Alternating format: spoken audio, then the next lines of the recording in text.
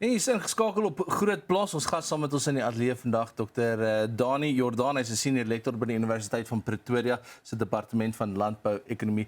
Dr. Jordaan, dankie en welkom hier op Groot Plaas. Baie dankie, Toby, ek waardeer dit. So ons gesels 'n bietjie natuurlik oor die risiko-ontleding van Suid-Afrikaanse rooi vleisbedryf. As ons praat oor risiko, ons sal nou uitkom by die back and close hier wat 'n groot probleem is, maar die rooi vleisbedryf, wat se risiko's staar hulle tans in die gesig? Op ons het nou 'n risiko-ontleding gedoen vir die bedryf en ons het oor die hele ketting heen gekyk. Die gedagte was gewees om tussen al die rolspelers vas te probeer stel wat is hulle mening rondom van die groot risiko's. En wat ons gesien het, natuurlik soos wat mense sou verwag is dat dieregesondheid wat dan gekoppel is aan die uitbraak van siektes en daardie soort goeters van die grootste risiko's is en van die ander risiko's wat dan nou ook ter sprake gekom het is 'n bietjie kyk klimaatsveranderlikheid, so die feit dat die produksiesisteem redelik afhanklik van die klimaat is. Daar's ook 'n bietjie beleidsonsekerheid, hoë insetkostes. So daar's eintlik 'n hele reeks van risiko's wat ons geïdentifiseer het. So ons sal nou net 'n klein bietjie verder afbreek. As ons nou praat spesifiek oor dieregesondheid, back and close hier is op die agenda vir elke boer op die oomblik. Ek weet ons minister van landbou, John Steenhuisen, is ook nou besig om in te gryp daarso op 'n groot manier. Maar as dit kom by die back and close hier, wat is ons grootste uitdaging daar?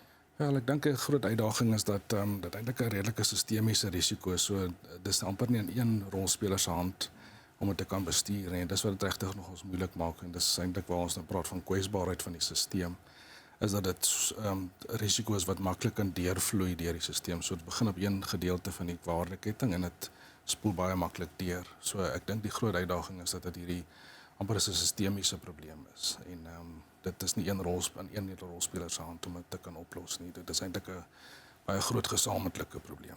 En in die ontleding wat julle gedoen het, is daar iets spesifiek wat julle opgetel het wat bygedra het tot die groot uitbraak van back and close hier? Dit was gewoonlik 'n baie geïsoleerde provinsie probleem gewees en hierdie keer is dit landwyd.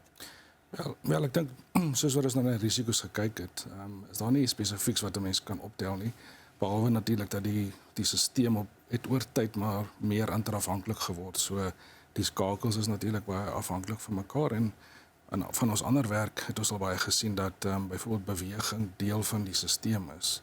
En dis natuurlik baie sleg vir siektes soos back and close hier waar beweging nou eintlik nie goed is vir die verspreiding van so 'n siekte nie. So ek dink dit is van die groot goeders wat ons gesien het en dit is gekoppel aan interafhanklikheid. Ons moet diere skuif om by die markte uit te kom.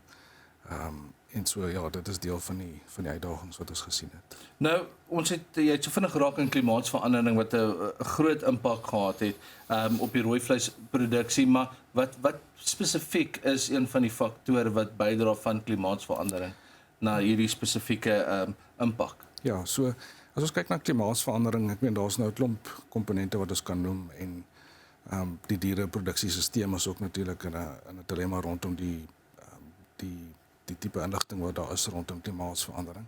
Ek sal eerder dit noem as klimaatsveranderlikheid. Met ander woorde, ons is nie seker hoe die klimaat gaan wees op die oomblik en in die toekoms nie. En as gevolg daarvan is dit nogals moeilik vir boere om te beplan. En dan nie net vir boere nie, maar die hele waardeketting. Hoe beplan ons vir hierdie veranderlikheid in eerste opsig?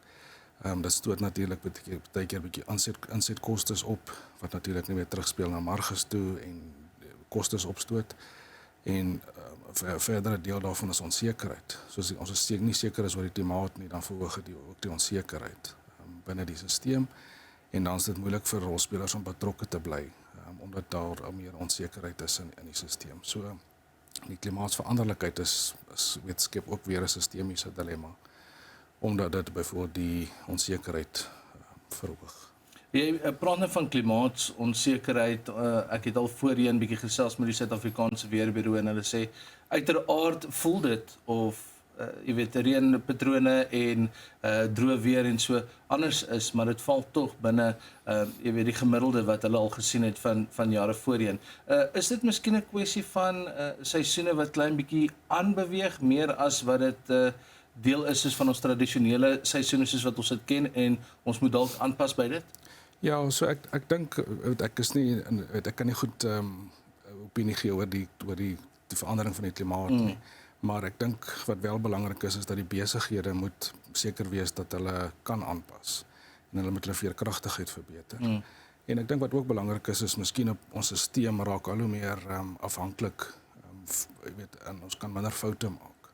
En omdat dit die geval is daar enige iets vreemd in die klimaat gebeur, het sy dit nou 'n korttermyn proses is of miskien 'n bietjie, jy weet, siklus van 'n aard is, dan speel dit baie maklik deur die stelsel. So ek dink, hoewel dis 'n hele ander debat rondom die klimaatsverandering kwessie spesifiek, maar ek dink die afhanklikheid van die sisteme op klimaat is definitief iets om ons oog op te hou. So ons het nou vinnig geraak ook aan hoë insetkoste. Dis 'n ernstige bedreiging vir alle boere, veral in Suid-Afrika. Dit bedreig natuurlik die winsgewendheid, maar ook ander aspekte. Wat het julle in julle risiko-ontleding gevind as dit spesifiek nou kom by die hoë insetkoste waarmee die boere moet handhaaf? Ja, so ek weer eens insetkostes bly 'n probleem want dit speel alles terug na winsgewendheid toe en elke besigheid wat betrokke is in hierdie stelsel is natuurlik is iets wat 'n balansstaat het, wat 'n inkomste staat het.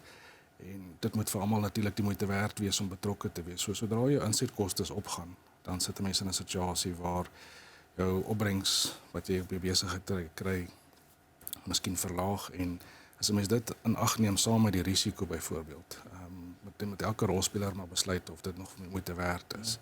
As jou opbrengste of jou winste wat jy maak op jou besigheid nie meer die moeite werd is nie, dan is dit natuurlik nou waar ouens besluit om uit te klim uit die proses uit. En so hoë insetkostes op einde van die dag speel terug na 'n situasie toe waar dit raak moeilik vir ouens om hulle besighede te handhaaf en hulle moet bly planne maak om dit of te handhaaf of dan 'n besluit dat dit nie die moeite werd is vir hulle nie. So dis definitief iets wat ons na kyk. En al die rolspelers het maar vir ons uitgewys dat dit 'n deel van die uitdagings is. Hulle het nie op iets spesifiek gefokus noodwendig nie, maar dit is 'n breë kategorie genoem, ja. Ja, so baie interessant. Ons gaan nou weer 'n bietjie verder gesels oor die risiko-ontleding van julle. Saam met ons in die ateljee vandag Dr. Dani Jordaan, senior lektor by die Universiteit van Pretoria se departement van landbou-ekonomie. Ons is terug op Groot Plaas net hierna. Ons is geskakel op Groot Plaas. Ons gas saam met ons vanoggend Dr. Dani Jordaan, hy's 'n senior lektor by die Universiteit van Pretoria se departement van landbou-ekonomie. Ons gesels oor die risiko-ontleding van die Suid-Afrikaanse rooi vleisbedryf. Dokter, ons het vinnig geraak ook aan biosekuriteit. Dit is 'n groot probleem. Is dit soms onvoldoende ondanks bestaande beheermaatreëls wat in plek is? Ja, so weer eens, ons het geïdentifiseer dat biosekuriteit definitief een van die faktore is wat die bedryf voel, weet dit is gekoppel aan die diere siektes. So met ander woorde, biosekuriteit is natuurlik 'n maatreël wat getref moet word. En ons sit altyd met 'n dilemma. Aan die een kant wil jy natuurlik goeie biosekuriteitsmaatreëls hê om jou risiko's te bestuur, maar aan die ander kant is daar nie eintlik 'n risiko is nie. Dan spandeer ons miskien nie die regte hulpbronne of hou ons nie ons oog op dit nie. En dis altyd hierdie soort van dilemma wat ons het, is tot watter mate fokus ons op dit.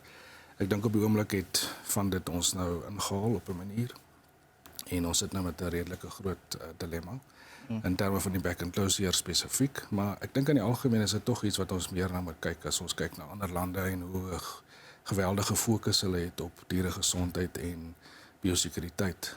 Is dit miskien iets wat ons dan vir die toekoms miskien kan uitneem uit hierdie huidige situasie is, dat ons daai baie beter kan bestuur of miskien dit bietjie meer voorop in ons gedagtes behoort te hê. Ek dink elke keer as mense risiko-ontleding doen, is een van die groot faktore wat opkom die deel van inligting onder verskeie rolspelers. Is daar 'n bietjie van 'n gebrek van inligting deel reg deur die land wanneer dit kom by goed soos biosekuriteit en ander inligting wat gebruik kan word deur ons boere? Ja, so ek dink daar is altyd maar 'n geleentheid om meer inligting te kan deel en natuurlik ook om te weet op watter inligting ons behoort te reageer.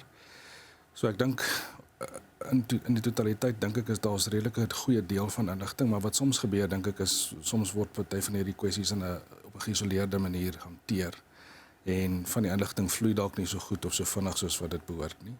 En natuurlik is dit baie moeilik in 'n baie diverse omgewing met 'n klomp rolspelers om nou tot op 'n punt te kom met party van hierdie goeders, maar dis miskien weer, soos ek sê, 'n les wat ons kan leer uit dit is om maniere te kry om meer te kommunikeer, beter te kommunikeer en miskien ook dan nou van die inligting te kan gebruik om besluitneming, want inligting is een deel daarvan, maar ons moet ook seker wees dat ons besluitneming oor hoe om risiko's te hanteer byvoorbeeld of hoe om voorberei te wees, dat ons help om daai besluite te kan neem. Nou, politiek speel maar altyd 'n rol hier in Suid-Afrika, maak nie saak wat se sektor dit is nie. Hoe raak beleidsonsekerheid, belegging en dan natuurlik sakevertroue spesifiek in die rooi vleisbedryf? Ja, so as wat ons gekyk het na is die rolspelers wat ons mee gepraat het vir ons gesê dat beleidsonsekerheid definitief een van die faktore is wat 'n risiko is. En so dit is spesifiek die onsekerheid om te weet watter rigting dinge gaan en hulle het dit genoem as 'n faktor wat weer eens soos jy sê beleggingsvertroue beïnvloed tot 'n groot mate en omdat daar hierdie soort van bekommernisse is, maak dit weer besluitneming moeilik en omdat besluitneming moeiliker is, maak ons nie altyd die regte beleggings nie en op die einde van die dag sit ons weer in 'n situasie waar dit weer die kwesbaarheid van besighede verhoog. Ja. Die mees kwesbaarste mense natuurlik altyd is ons kleiner produsente, veral in Suid-Afrika. Uitdagings wat hulle ervaar, die kleiner produsente in die mark en die waardeketting wat julle gesien het? So ons het in die breë met almal gesels. So ons het nie noodwendig direk gefokus op die grootte van die spesifieke produsente om nou dit te kon so analiseer nie. Maar van die gesprekke wat ons definitief gehad het is dat die kleiner produsente definitief amper 'n geaksentueerde impak het. Met ander woorde, as daar risiko in die waardeketting is, dan voel hulle regtig dit nog as die ergste. En so dis miskien iets om dit ter harte te neem in hierdie proses is dat die kleiner rolspelers definitief amper meer blootstelling het as daar een of ander steurnis deur die waardeketting beweeg. Dit is ouens wat nie bufferkapasiteit het nie. Hulle kan nie van hierdie uitdagings maklik hanteer nie. Sukkel om dit te absorbeer. Dis reg, ja. En dit spoel natuurlik die kleiner ouens oor tyd, verweer dit eintlik die kleiner ouens uit 'n stelsel uit. En dis nie wat mense noodwendig wil hê nie. Dokter, kom ons eindig sommer dan net af met in julle bevinding, wat is die belangrikste kopskuif wat die rooi vleisbedryf en die boere in die sektor nou moet maak? Ja, so ek dink wat ons miskien probeer doen het met hierdie studie is om miskien 'n bietjie groter klem te lê op risikobestuur. So ons fokus baie keer op pryse en op spesifieke kwessies in 'n spesifieke oomblik. Maar ek dink dit is regtig belangrik dat ons baie meer in diepte kyk na risiko's.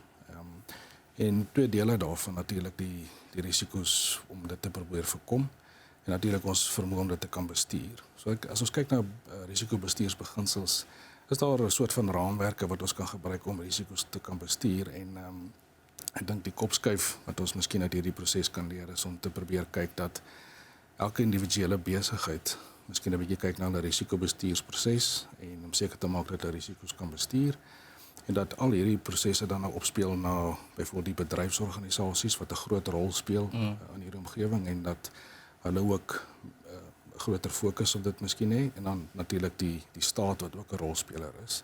Die groot ding om te verstaan in hierdie goeters is dat die verantwoordelikheid lê op individuele besigheidsvlak, maar dan ook op 'n sistemiese vlak waar die rolspelers die hefbome het om byvoorbeeld groot risiko's te bestuur en ek dink daai is regtig belangrik om te verstaan is dat dit ons eie verantwoordelikheid in een opsig is, maar dat ons ook moet saamwerk en op 'n gekoördineerde manier moet saamwerk om dit beter te maak. Dr. Jordaan, baie dankie dat jy by ons was vanoggend en dankie vir die inligting. Dis Dr. Dani Jordaan, senior lektor by die Universiteit van Pretoria se departement van landbou-ekonomie. Dis alwaar voor ons tyd het vir Groot Plaas vanoggend. Ons hoop jy het lekker saam met ons gekuier en ons sien mekaar weer môre.